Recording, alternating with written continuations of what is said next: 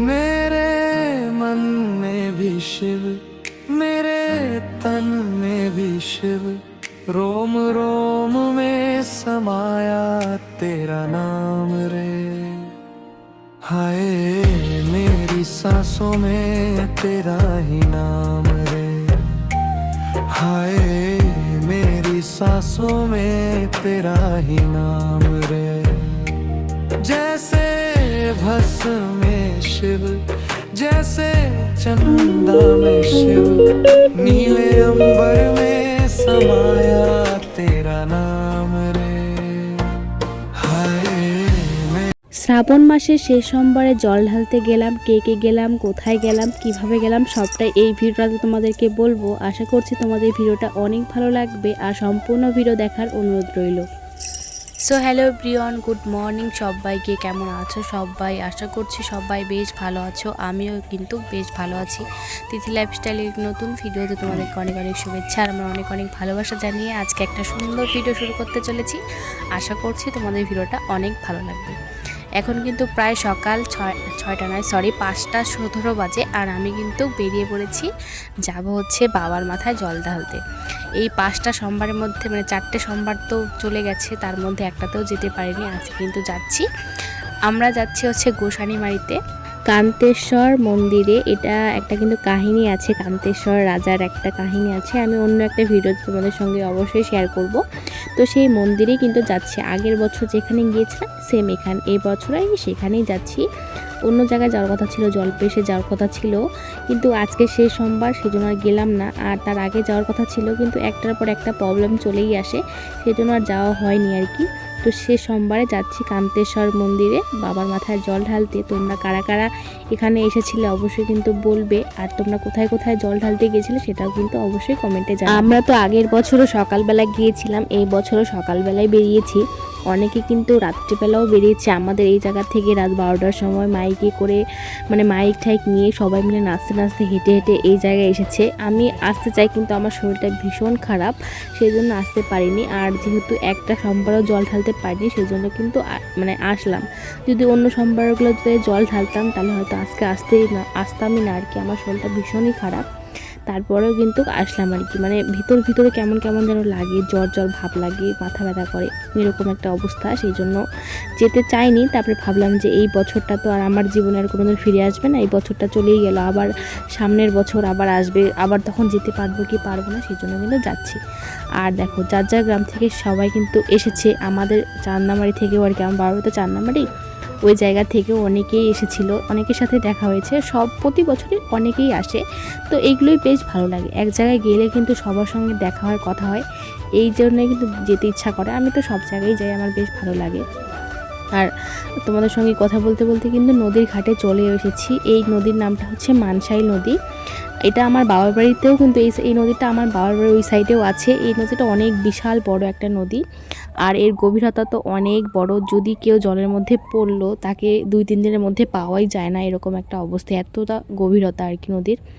তো এই যে নদীর পাড়ে আসলাম। আর আগের বছর তো দেখেছিলে যে নদীটা কিন্তু মানে অনেকটাই সামনে ছিল, আর এবার অনেকটাই চর পড়ে গেছে। ভাবা যায় একটা বছর দেখো কেটে গেল, বোঝাই গেল না, মনে হলো সেদিন জল ঢেলে গেলাম। দেখতে দেখতে 1 বছর হয়ে গেল আর নদীটা অনেক দূর চলে গেছে। তোমাদেরকে দেখাচ্ছি, দাঁড়াও। অনেক দূর ওই প্রান্তে চলে গেছে। তোমরা যারা আগের ভিডিও দেখেছিলে তারা দেখেছিলে যে নদীটা আগের বছর একদম কাছে ছিল, এবার অনেক দূর চলে গেছে, অনেকখানি হেঁটে যাওয়ার পরে নদী। আর নদীর জলও অনেকটাই কমে গেছে। যাই হোক, বাবার দেখো হাজার হাজার ভক্ত এখানে এসেছে। খুব ভালো লাগছিল, আমার বেশ ভালো লাগছিল। শরীরটা ভীষণ খারাপ ছিল, কিন্তু এসে কিন্তু বেশ ভালো লাগছিল।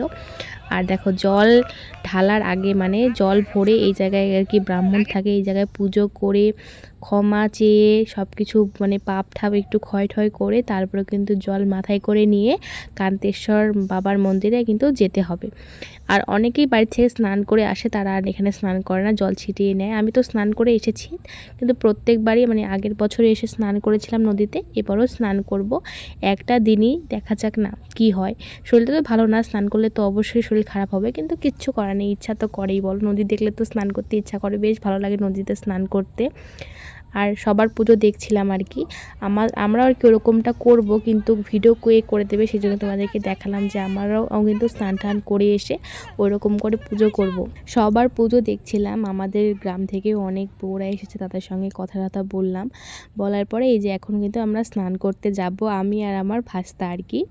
ও আমাকে আর কি ভীষণ ভালোবাসে, ওর মা আর কি ঠাকুমা আর কি যাবে, ও ঠাকুমার সঙ্গে গেল না, মানে আমার কাকি শাশুড়ি আর কি, কাকি শাশুড়ির সঙ্গে গেল না, ও আমার সঙ্গেই যাবে।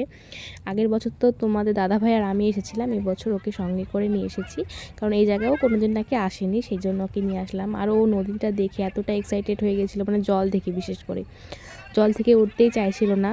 আমার সঙ্গে স্নান করেছে অনেকক্ষণ, মানে আমি অনেকক্ষণই স্নান করেছি। আমিও তো নদীতে বেশি স্নান করি না, মানে বেশি কি আমি স্নানই করি না এই বেশি দিন, হয়তো হাতে গোনা যাবে আমি নদীতে কতবার স্নান করেছি এরকম।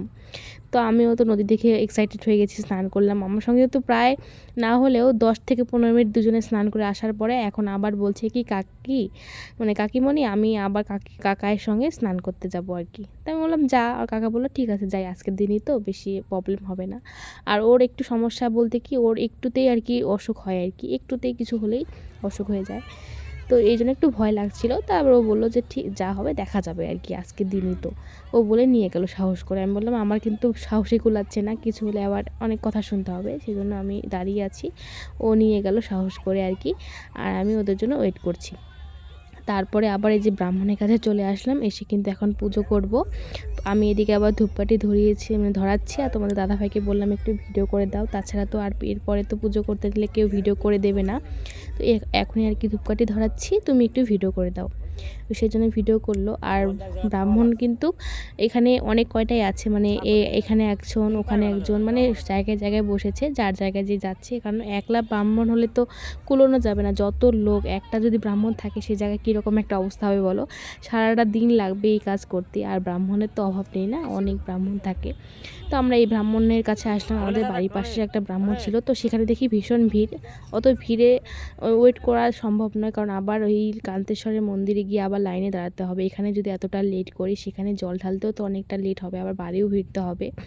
সেজন্য অন্য একটা ব্রাহ্মণের কাছে পুজো করে এই যে আবার চলছি। তো আমি তো যারা হচ্ছে হেঁটে হেঁটে আর কি আসে অনেক ভক্তরা, তাদেরকে তো স্যালুট জানাই যে তারা কিভাবে আসে, অসম্ভব, আমার দ্বারা অসম্ভব। তারা হয়তো অনেক আর কি কষ্ট করে আসে, অনেক কষ্ট হয়, কিন্তু কষ্টটাকে কষ্ট মনে করে না। আমারও একবার ইচ্ছা আছে যে হেঁটে হেঁটে আমি যাব, এবছর তো হলো না, দেখা যাক সামনের বছর যেতে পারি কি না পারি। আর তোমরা কিন্তু অবশ্যই বলবে যে তোমরা কোথায় কোথায় আর কি জল ঢালতে গিয়েছিলে আজকে। তো এই যে যাচ্ছি এখন কান্তেশ্বর মন্দিরে, আর তোমাদেরকেও দেখাচ্ছি যে কান্তেশ্বর মন্দিরটা কোথায় আর কি। এটা হচ্ছে গোসানিমারিতে, মানে কোচবিহার ডিস্ট্রিক্টে। আমাদের বাড়ি তো কোচবিহারের দিনহাটার সাইডে আর কি। দিনহাটা কি বলবো বুঝতে পারছি না, যাই হোক দিনহাটার এরিয়ার এই গোসানিমারি জায়গাটা পড়ে। তো এই গোসানিমারির মধ্যে কান্তেশ্বর রাজা আর কি বসবাস করতো, তিনি এই মন্দিরটা স্থাপন করেছিলেন।